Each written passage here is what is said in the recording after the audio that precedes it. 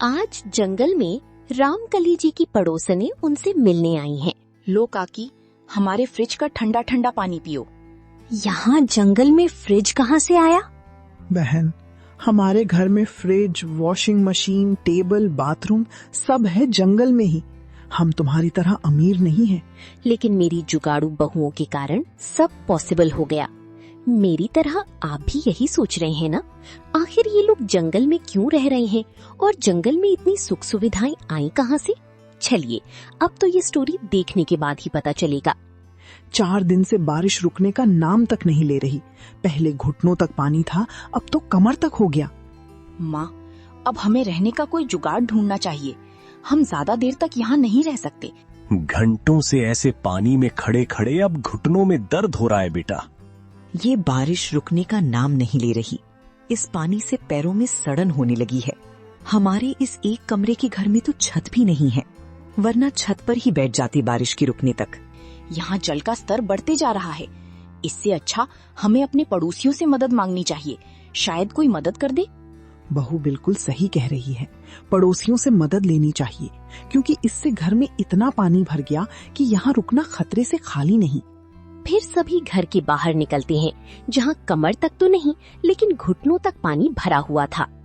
कमला बहन, ये बारिश बंद होने तक क्या तुम अपने घर में रहने की इजाजत दोगी? बड़ी मेहरबानी होगी तुम्हारी। अरे अरे, 2 बेटा बहू हैं तुम्हारे, शर्म करो। अगर दोनों मिलकर एक पक्का घर भी बनवाते तो आज सड़क पर दूसरे के घर में रहने को भीख नहीं मांगनी पड़ती। पूरे गांव में पानी भरता है, सबको पता है, इसीलिए सबने अपने घर ऊंचे करवा लिए। लेकिन तुम गरीब कंजूस तो पैसे बचाने में लगे थे ना। जाओ, मेरे घर में कोई जगह नहीं है, मेरा भी तो परिवार है। पड़ोसन पूरे परिवार को बेइज्जत करके भगा देती है।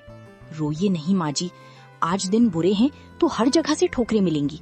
हम बगल वाली काकी से बात करते हैं, वो बहुत अच्छी हैं, रहने देंगी।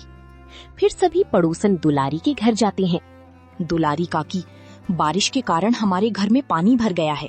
कृपा करके हमें कुछ घंटे अपने घर में ठहरने दीजिए। जैसे ही बारिश रुक जाएगी हम अपने घर चले जाएंगे। मैंने क्या तुम लोगों का ठेका ले रखा है? कुछ देर ठहरने दूं? जाओ भागो यहाँ से। मेरे घर में कोई जगह नहीं है। ऐसे ही मेरा परिवार इतना बड़ा है, तुम गरीबों की फौज को अगर सहारा दे दिया तो हम कहाँ रहेंगे? धन्यवाद इतनी सहायता के लिए। हमारे पड़ोसी सिर्फ गरज के लिए हैं। चलो, हमें किसी की जरूरत नहीं है। अरे जाओ जाओ गरीबों, इतना स्वाभिमान पहले जाग गया होता तो अपना घर भी पक्का करवा लिए होते और आज ये नौबत ना आती। दुलारी भी उन्हें खूब बेइज्जत करती है। भारी बारिश में घुटनों तक पानी में सभी सड़क पर खड़ी थी कि तभी रामकली जी की एक पड़ोसन, रामकली बहन, चाहिए तो कुछ समय के लिए मेरे घर में छत पर तुम सभी ठहर सकते हो, लेकिन मैं ज्यादा देर तक नहीं रोक पाऊंगी, क्योंकि मेरे घर में बहू बेटों की चलती है और तुम्हें तो पता है ना। बड़ी मेहरबानी होगी बहन। बस आज रात की बात है, हम सुबह ही चले जाएंगे। फिर फूलमती जी सभी को घर के अंदर आने देती हैं। सभी उनके घर में आराम करते हैं और फूलमती सभी के लिए खाना नाश्ता बनाती है। रात भर सभी उनकी छत वाले पोर्शन में खाना खाकर पल्ला तान कर आराम करते हैं। रात भर लगातार बारिश होती है और सुबह होने के बावजूद बारिश रुकने का नाम नहीं लेती। बहू ऊपर तभी आराम कर रही हैं। चाय बना दे उनके लिए, ठंड लग गई होगी बारिश से। गरीबों की फौज घर में बिठा रखी हो, यही काम है क्या कि दिन रात अब मैं उनके लिए चाय नाश्ता खाना बनाते रहूं? भंडारा नहीं लगाए। अब भगाओ सबको यहाँ से, वरना मैं चली जाऊंगी। रानी के कटु वचन घर वाले सुन लेते हैं। तभी रानी छत पर जाकर, तुम सभी को शर्म है या नहीं? जाओ निकलो हमारे घर से। एक रात की बात थी, बहुत एडजस्ट कर लिया, चलो भागो अब। और इस तरह पड़ोसी भी बहुओं और ससुराल वालों को बेइज्जत करके उन्हें वहाँ से भगा देते हैं। बस बहुत हो गया। यहाँ वहाँ की जिल्लत झेलने से अच्छा हम इस पानी में डूबकर मर जाते, फिर भी अच्छा होता। ऐसा नहीं कहते जी, कोई ना कोई सोल्यूशन तो होगा ही। पूरे गांव में हर जगह पानी भरा हुआ है। हमें बाहर जंगल की तरफ जाना चाहिए, क्योंकि पानी में ज्यादा देर रहना ठीक नहीं है। अगर सांप या बिच्छू रहा और काट लिया तो दिक्कत हो जाएगी। सभी पानी में चलते हुए जंगल की ओर बढ़ती जाती हैं। इतनी बारिश में जंगल में भी जाकर क्या फायदा? हमारे रहने के लिए जंगल ठीक नहीं है। फिलहाल यही एक जगह है जहाँ पानी नहीं है। हमें कुछ देर तो यहाँ ठहर ही सकते हैं। आस पड़ोस वालों से भीख मांगने से अच्छा है कि स्वाभिमान से यहाँ रुक जाएं। बाकी जीना मरना सब भगवान के ऊपर है। बहू सही कह रही है, हमारा जंगल में रहना ठीक है, यहाँ जंगली जानवर भी नहीं है। फिर सभी जंगल के अंदर जाते हैं। ऐसे मौसम में क्या हम पेड़ों पर रहेंगे? बहू, देख कैसे बारिश रुकने का नाम नहीं ले रही। तभी बहू की नजर एक बड़ी सी पेड़ पर पड़ती है। सही कहा माँ जी, पेड़ पर नहीं लेकिन पेड़ के अंदर जरूर रह सकते हैं। वो देखिए कितना बड़ा पेड़ है, पक्का इसमें पहले कोई रहता होगा। आपका मतलब है कि कोई इंसान? इंसान या जानवर कोई भी। फिर एक बहू पेड़ के पास जाकर उसके अंदर झांकती है, जो कि अंदर से बहुत ही बड़ा होता है। माँ जी, हम यहाँ कुछ दिन रुक सकते हैं, ये पेड़ अंदर से काफी बड़ा है। कितना भी बड़ा हो, हम 6 लोग हैं, इसमें 6 लोगों का रहना पॉसिबल ही नहीं। आप सभी का दिमाग खराब हो गया है। हम बेघर हो गए हैं और आप सभी ये जंगल जंगल खेल रही हो। भैया आप तो कुछ कहो। सही कहा भाई ने, अगर तुम सभी को यहाँ रहना है तो रहो, हम नहीं रहने वाले। चलो भाइयों, हम रहने के लिए कुछ जुगाड़ करते हैं, वरना पानी अगर रुक जाएगा तो हम वहीं जाकर रहेंगे। एक कमरे का घर है, जितना पानी भरा था अब तक तो वो घर बह गया होगा। वहां जाने का कोई फायदा नहीं होगा। लेकिन दोनों पति अपनी बीवियों की एक नहीं सुनती हैं और वहां छत ढूंढने की तलाश में निकल पड़ते हैं। अब हमें ही करना है जो करना है। देखना, हमारे पति फिर से वापस आएंगे, क्योंकि गांव वाले बहुत घमंडी हैं, कोई हम गरीब की मदद नहीं करने वाला। फिर दोनों बहुएं उस बड़ी सी पेड़ के अंदर जाती हैं। ये तो एकदम कमरे के जैसा है। आप यहाँ रहने का जुगाड़ करो, मैं जाकर बाहर खाने पीने की तैयारी करते हैं। फिर एक बहू पेड़ के अंदर साफ सफाई करती हैं और बाहर से लकड़ी ले जाकर अंदर मिट्टी का चूल्हा बनाती हैं और एक रसोई तैयार करती हैं। वहीं सास रामकली बड़ी अपनी एक बहू के साथ मिलकर मिट्टी के बर्तन तैयार करती हैं। ले बहू, बर्तन तैयार हो गए, अब खाना पकाने में कोई दिक्कत नहीं होगी। तभी एक बहू घर की सफाई और घर का रसोई बनाकर जंगल से कुछ सब्जी और फल तोड़ कर लाती हैं। देखो, आज के खाने का इंतजाम तो हो गया, राशन नहीं है, लेकिन हम इन सब्जियों को उबाल कर तो खा ही सकते हैं। लाओ दीदी, मैं इसे पकाकर लाती हूँ। फिर सब्जियों को अच्छे से धोकर उसे उबालकर सभी को खाने के लिए देती हैं। वहाँ पेड़ के अंदर घर बनाकर दोनों बहुएं और सास ससुर आराम कर रही थी। वहीं दोनों भाई बारिश में दर बदर की ठोकरें खा रहे थे। लगता है हमारी पत्नियां सही कह रही थी भैया। देखो ना, कोई भी हमें रहने का ठिकाना देने को तैयार ही नहीं है। मुझे तो इस बारिश से अब सर्दी लग रही है, हमें जंगल ही लौट जाना चाहिए। भैया मुझे भी अब कोई उपाय नजर नहीं आ रहा है, लेकिन कोशिश तो कर सकते हैं ना। दोनों भाई रात भर बारिश में भीग कर रहने का जुगाड़ करने की कोशिश करते हैं। वहीं दोनों बहुएं आराम से पेड़ के अंदर अपनी रात गुजारती हैं। अगली सुबह, अयो अम्मा रे, मेरा पेट बहुत दर्द हो रहा है, बहुत तेज से आई है। क्या आई है दीदी? झाड़ी जाना है, गुसल खाना। यहाँ ये व्यवस्था कहाँ से मिलेगी? बहू, एक काम करिए, मिट्टी की हांडी में पानी लेकर यहीं जंगल में कहीं बैठ जा। छी अम्मा, कैसी बातें करती हो, वातावरण कितना प्रदूषित होगा उससे। यहाँ जंगल में तो वॉशरूम भी कहीं नहीं मिलेगा। मैं खुले में शौच नहीं करूंगी। तभी दूसरे बहू पास ही एक बड़ा सा पेड़ का गट्ठर देखती है। बस कुछ समय कंट्रोल कर लो, मैं जुगाड़ करती हूँ। फिर पेड़ के गट्ठर को एक नुकीले पत्थर से खोदकर एक कमोड तैयार करती है। अब बस इसकी चारों तरफ की दीवार तैयार करनी है। फिर बहू और सास जंगल से ढेर सारी बांस की लकड़ी काट कर लाती हैं और उससे जोड़कर टॉयलेट के आसपास की दीवारें तैयार करती हैं और अंदर लकड़ी की टॉयलेट की सीट बिठाती हैं। ये देखो, ये हो गया हमारा टॉयलेट तैयार। जाओ तुम हल्की हो लो। काफी राहत मिली दीदी हल्की होकर। अब आप सब भी जाकर फ्रेश हो जाओ। फिर एक एक करके सारी बहू और सास ससुर फ्रेश होकर आते हैं। एक बात जान लो बहनों, अगर यहाँ रहना है तो हमें बेसिक जुगाड़ तो करना ही होगा, और एक पेड़ के अंदर इस तरह रहना पॉसिबल नहीं है। सारी लोग की बातों पर हामी भरती हैं। वहीं सभी दोनों बहुओं के पति थके हारे बारिश में भीगे हुए वहां आते हैं। क्या हुआ, आप लोगों ने रहने का जुगाड़ कर लिया? हम लोग बहुत गलत थे, रात भर भटके हैं लेकिन कहीं रहने का ठिकाना नहीं मिला।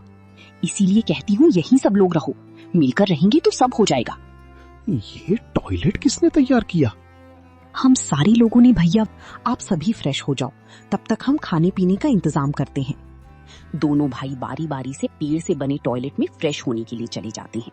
बाथरूम तो कर लिए, लेकिन 2 दिन से ढंग से नहाए नहीं।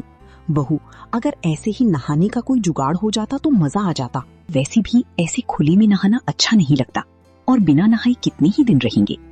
मेरे पास एक जुगाड़ है, क्यों ना हम इस पेड़ में बाथरूम बनाएं? ये पेड़ काफी मोटा है, कोई तकलीफ भी नहीं होगी।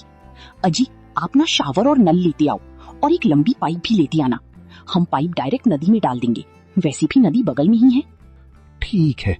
फिर दोनों भाई के साथ नल लाने के लिए बाजार जाता है और बाकी के ससुर जी जंगल से बांस की लकड़ियां काटकर उस बड़े से पेड़ के ऊपर एक और घर बांधने लगते हैं। वहीं बहुएं पेड़ में नहाने के लिए बाथरूम बनाती हैं। ये लो, मैं नल ले आया। लाओ बेटा, मैं इसे फिट कर देता हूँ। फिर नल और शावर बाथरूम में फिट कर देता है और एक बेटा पाइप का एक सिरा नदी में डालकर आता है तो दूसरा सिरा नल से जोड़ देता है। अरे लो, हो गया नहाने के लिए पेड़ में जुगाड़ू बाथरूम भी तैयार। मैंने तो कभी सोचा भी नहीं था कि मेरी दोनों बहुएं इतनी जुगाड़ू हैं। कोई सोच भी नहीं सकता कि पेड़ के अंदर भी नहाने के लिए बाथरूम हो सकता है। फिर सभी बारी बारी से पेड़ में बने बाथरूम में नदी के ठंडे पानी से शावर लेते हैं। वाकई नदी के ठंडे पानी में नहाकर तो मजा ही आ गया। अब बहू बढ़िया सा खाना बना दे बस। बहुएं फिर से पेड़ के अंदर बने घर में जाकर सभी के लिए खाना बनाना शुरू करती हैं। कल जो सब्जियां रखी थी वो तो सड़कर खराब हो गई और कल का बचा हुआ खाना भी खराब हो गया। जंगल का टेम्परेचर भी बाहर के टेम्परेचर से थोड़ा अलग है ना, इसीलिए। लेकिन दीदी, ऐसे कब तक सामान बर्बाद होगा? अगर फ्रिज होती ना तो ये ना होता। जैसे बाथरूम और टॉयलेट बनाए हैं वैसे ही फ्रिज भी तो बनाई जा सकती है ना। बिल्कुल, बस हमें कूलिंग के लिए गैस की जरूरत पड़ेगी। दीदी, भैया को कबाड़ी के यहाँ भेज दो। उसकी यहाँ एक खराब फ्रिज पड़ी हुई थी, उसका कूलिंग सिस्टम मिल जाएगा तो फ्रिज बनाना भी पॉसिबल है। हाँ, ये सही रहेगा। अजी, आप कबाड़ी के यहाँ जाकर देखो ना, वो खराब फ्रिज ना बिकी हो तो। पत्नी के कहने पर कबाड़ी के यहाँ जाता है और वो खराब फ्रिज महज 200 रुपए में खरीद कर लाता है। ये लो, ये खराब फ्रिज का कूलिंग सिस्टम है। बस अब काम हो जाएगा। फिर दोनों बहू मिलकर पेड़ के अंदर फ्रिज बनाती हैं और उस खराब फ्रिज का कूलिंग सिस्टम पेड़ में बनी फ्रिज में फिट करती हैं, जिससे वो फ्रिज चालू हो जाती है। अरे वाह बहू, ये तो तूने कमाल कर दिया। मेरी बहुएं तो काफी ज्यादा जुगाड़ू हैं। सभी हंसने लगते हैं। सभी मजे से जंगल में बनी घर में रहने लगते हैं। ऐसे ही दिन बीत रहे थे। फिर एक सुबह, ये देखना बहू, हाथ पूरा लाल हो गया है, जाने क्या हो गया। माँ जी, मेरी भी पीठ में रैशेस हो गए हैं।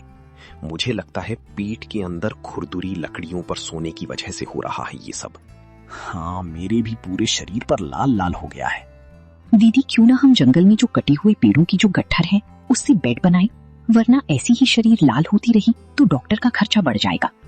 हाँ बहू, सही कह रही है, हमें बेड बना लेना चाहिए। वैसे भी यहाँ बहुत सारे कटे हुए पेड़ों की लकड़ी के गट्ठर पड़े हुए हैं।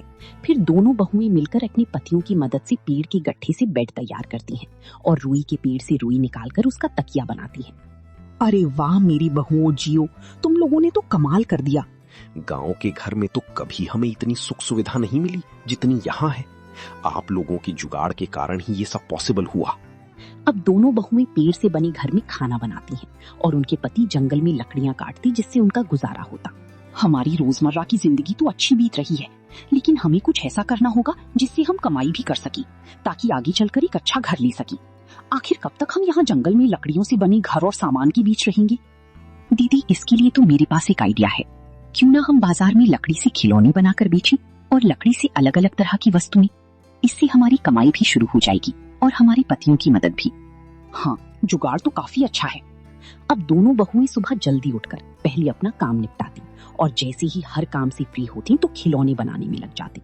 दोनों मिलकर ढेर सारी लकड़ी के खिलौने बनाकर उसे बाजार में बेच कर आती हैं, जिससे उन्हें अच्छे पैसे भी मिल जाते। ऐसे ही एक दिन जब बहुएं बाजार में खिलौने बेचकर वापस घर जा रही होती हैं, तभी अरे रामकली की बहुओं, तुम यहाँ खिलौने बेच रही हो। लगता है तुम्हारी हालत अभी भी खराब है। बताओ, कौन से सिग्नल पर मांगने का काम शुरू किया है? अरे बाजार बाजार घूमकर डाका डालने का काम शुरू तो नहीं किया। लगता तो ऐसा ही है। अपने जैसा समझाए क्या काकी? हमारा लोगों के घरों में डाका डालने या तिरछी नजरों से देखने का काम नहीं है। हम फिलहाल जंगल में रह रही हैं। आओ कभी हमारे घर। दोनों बहुएं इतना कहकर वहाँ से निकल जाती हैं। जंगल में रहती हैं, कह तो ऐसे रही हैं जैसे जंगल में बंगला बना लिया इन गरीबों ने। जाकर देखते हैं कौन सा बंगला बांध लिया इन्होंने। वहां जाकर इनकी इज्जत की धज्जियां उड़ा देंगे। फिर तीनों औरतें जंगल में बहुओं का घर देखने के लिए जाती हैं। कहाँ रहती हैं ये दोनों कलमुही? अभी तक तो दिखी नहीं है। तभी एक बहू को दोनों पड़ोसनें सामने से आते हुए दिखती हैं। आओ काकी, हम यहीं रहते हैं। हमारे पेड़ घर के अंदर चलो काकी, हम आपके लिए खाने पीने की व्यवस्था करती हैं। ये लोग सच में जंगली हैं। जंगल में जाने कैसे रहते हैं। दोनों मुंह बनाकर पेड़ से बने घर के अंदर जाती हैं। आओ बहन बैठो, ये तो मेरी बहुओं ने बनाया है अपने जुगाड़ से। वो देखो, बेड भी बहुओं ने ही बनाया है। तभी दोनों बूढ़ी पड़ोसनों के लिए फ्रिज का ठंडा पानी और ठंडी ठंडी रसगुल्ले लाती हैं। ये रसगुल्ले इतने ठंडे कैसे हैं? इतनी देर में तुम बाजार से भी नहीं ला सकती। ये तो मैंने अपने कोमल कोमल हाथों से बनाई है। खाओ आंटी जी, शर्माओ नहीं। इतना ठंडा पानी कहाँ से लाई तुम? अपनी फ्रिज से दुलारी काकी। वो क्या है ना, हमें पता था कि आप आने वाली हो और आपको तो ठंडा पानी पीने की आदत है, इसीलिए मेरी दोनों बहुओं ने मिलकर फ्रिज बनाई है। चलो दिखाती हूँ। फिर सास दोनों बूढ़ी औरतों को फ्रिज दिखाती हैं और वो दोनों फ्रिज देखकर काफी हैरान होते हैं। तभी ठंडा पानी पीने के कारण उनमें से एक को टॉयलेट लग जाती है। अरे दुलारी, जल्दी घर चल, जोर की आई है। यहीं कर ले कहीं साइड में, जंगल ही तो है। फूलमती काकी, आप कुछ परेशान लग रही हो, क्या बात है बताओ। जोर की आई है और क्या बात है? तुम लोगों को तो जंगल में जाने की आदत है, लेकिन हम तो तुम्हारे जैसे नहीं है ना, गरीब भिखारी। कितनी जजमेंटल हो आप लोग। हमारी यहाँ हर सुविधा है। जब टॉयलेट जाना है तो बताना था ना। चलो मैं ले चलती हूँ। फिर बहू फूलमती को उनके द्वारा पेड़ से बनाए गए टॉयलेट में ले जाती है और कुछ देर बाद बड़ा अच्छा लग रहा है, हल्का होकर तो मजा ही आ गया। दोनों पड़ोसनी उनका पूरा घर देखती हैं और देखती हैं कि कैसे बहुओं ने अपने जुगाड़ से पेड़ से toilet, bathroom, fridge, sofa, bed सब बनाया है। ये देखकर उन्हें एहसास होता है कि वो उन्हें जज करने में कितनी गलत थी। तभी उनमें से एक बहुओं और रामकली जी, हमें माफ करना बहन, हमने हमेशा तुम सबका मजाक उड़ाया, लेकिन तुम्हारी बहुएं वाकई काफी काबिल हैं। इन्होंने जो कर दिखाया ये तो हमारे बस की भी बात नहीं है। काकी, हम गरीब जरूर हैं लेकिन बेईमान नहीं। गरीब होना गुनाह नहीं, हार मान लेना गुनाह है और हमने हार नहीं मानी। हम मान गए बहू, अगर मन में हिम्मत हो तो जंगल में भी घर बन सकता है। आज तुम पांचों ने साबित कर दिया। रामकली को बहुओं की तारीफ होते देख काफी गर्व होता है और अब पांचों बहुएं अपने ससुराल के साथ खुशी से जंगल वाले घर में रहने लगती हैं।